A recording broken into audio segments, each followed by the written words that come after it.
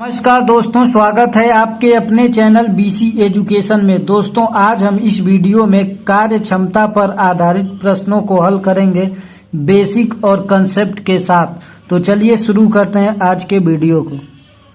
दोस्तों, कार्य क्षमता होता क्या है? दोस्तों, कार्य करने की क्षमता यानी हम किसी कार्य को कितना जल्दी यानी हमारे में सामर्थ्य कितना है, उस काम को कितना जल्दी कर सकते हैं, उसी को कार्य क्षमता कहते हैं। जैसे मान लीजिए कि 30 कुर्सियां हमें बनाना है, 30 कुर्सियां हमें बनाना है।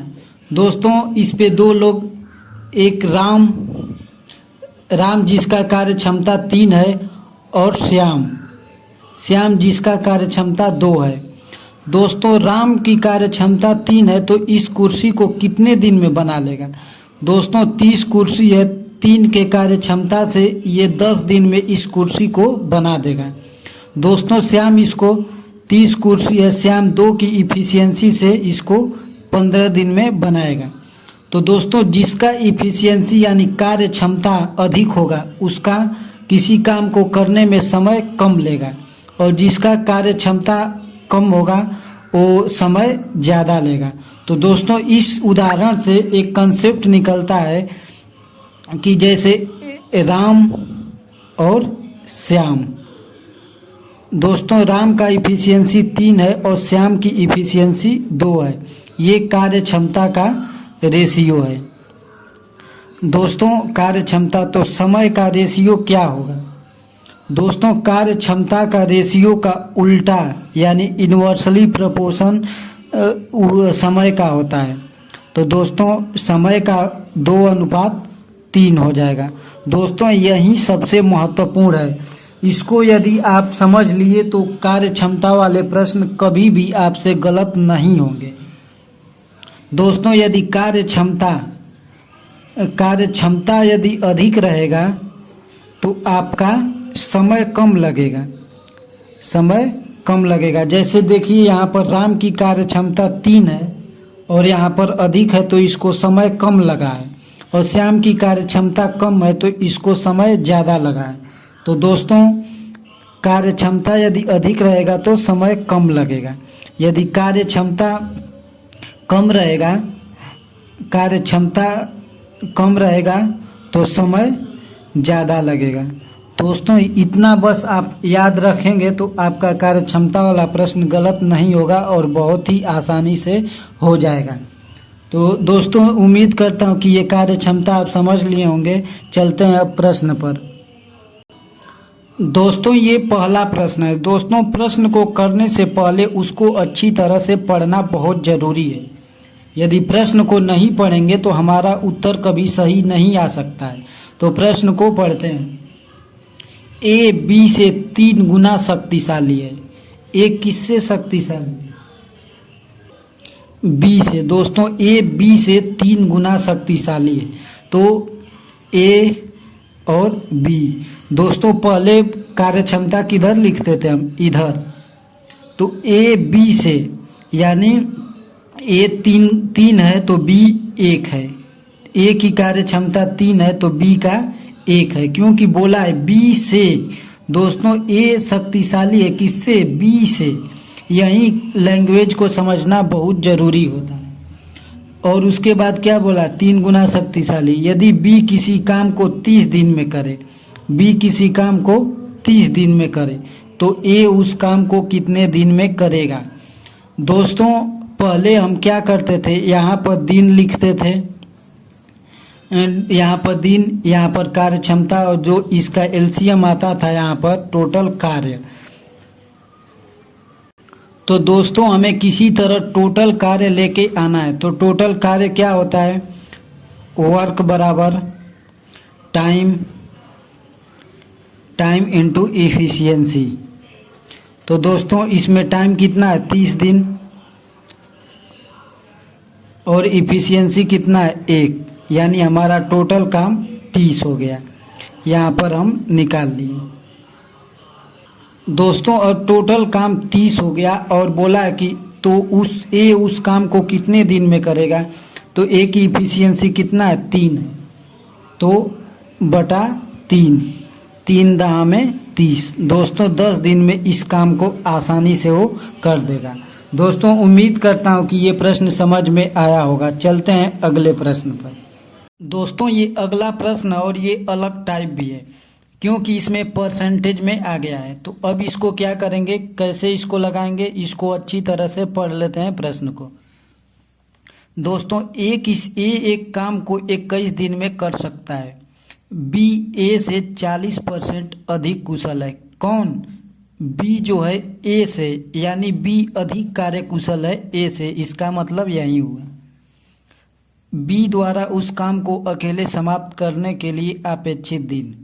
दोस्तों ये ए हो गया, ये बी हो गया। अब क्या बोला है, बी ए से 40%, यानी बी जो है ए से, तो ए यदि 100% है, ये 40% अधिक है, तो 140 हो गया। अब इसको काट लेंगे, ये 0, 2 से 5 और 7। दोस्तों ए की कार्य क्षमता 5 हो गई और बी की कार्य क्षमता 7 हो गई। अब क्या बोला है, ए एक काम को 21 दिन में कर सकता है, तो बी द्वारा उस काम को अकेले समाप्त करने के लिए अपेक्षित दिन। दोस्तों जब तक हमें काम नहीं मालूम रहेगा, इस बी का कितने दिन में समाप्त करेगा ये हम नहीं निकाल सकते हैं।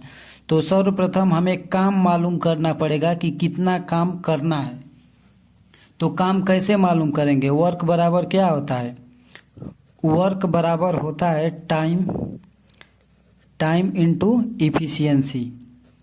इफिशियंसी। तो दोस्तों इसमें टाइम किसका दिया है, ये एक काम को 21 दिन में कर सकता है, यानी 21 दिन।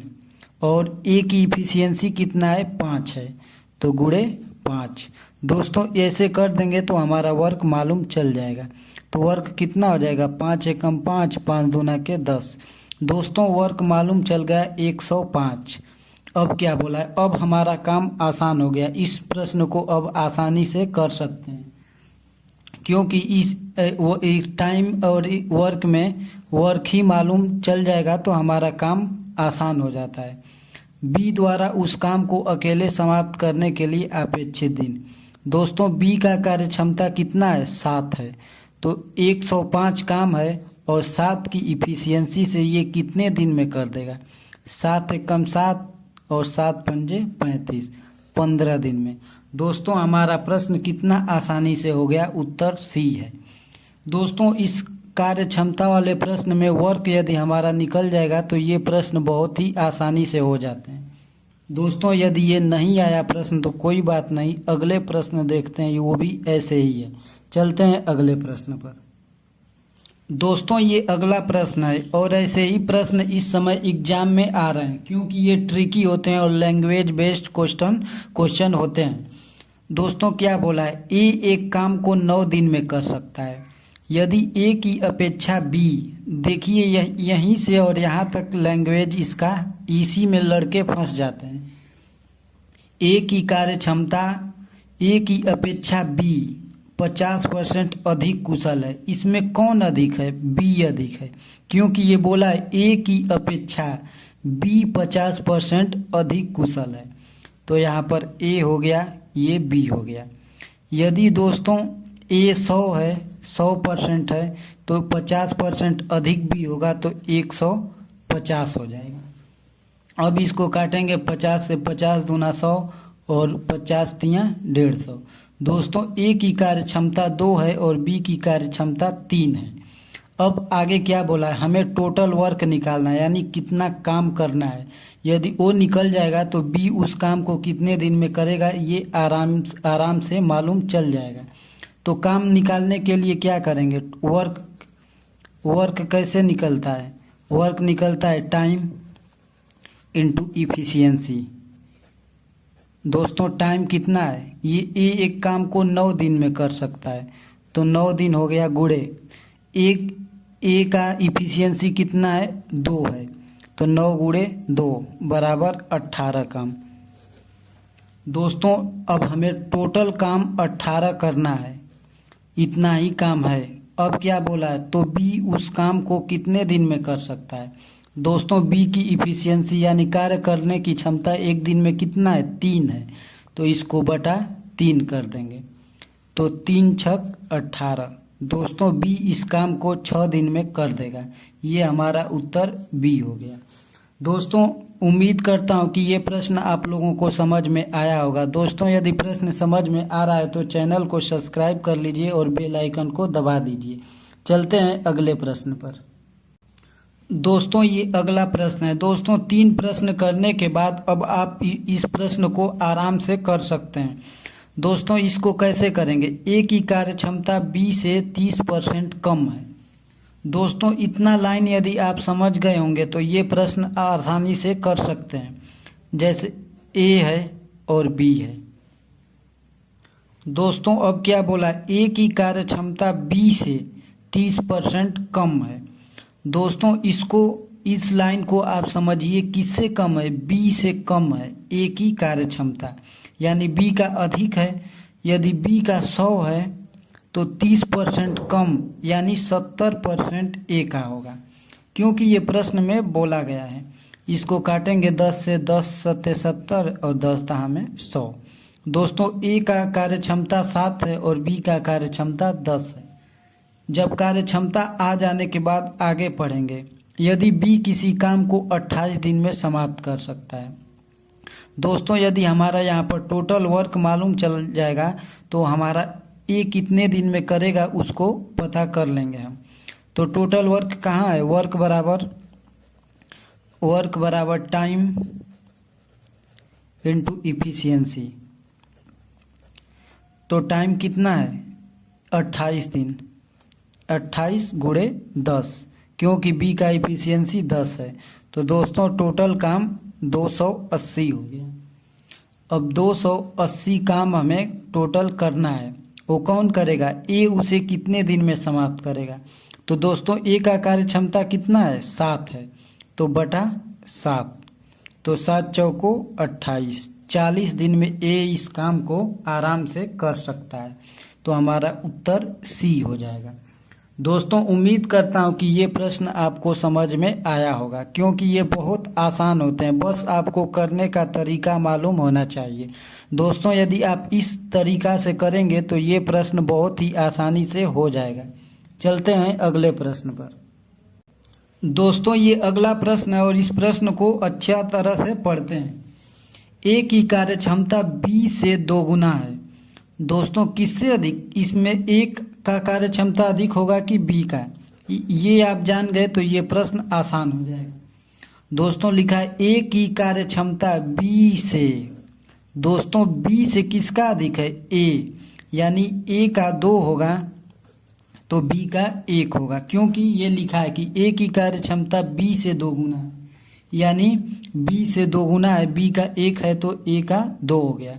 यदि दोनों मिलकर इस कार्य को 14 दिन में समाप्त करें तो ए अकेला इसे कितने दिन में समाप्त करेगा? दोस्तों इन दोनों मिलकर यानी 2 की इफिशियंसी से ए और बी 1 यानी 3 हो गया।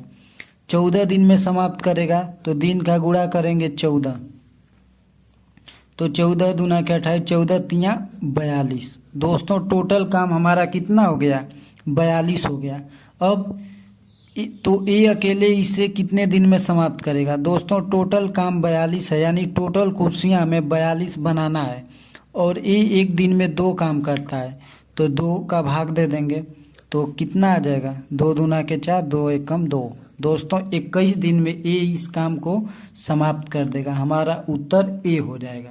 दोस्तों उम्मीद करता हूँ कि ये प्रश्न समझ में आपको आया होगा। आज के लिए इतना ही।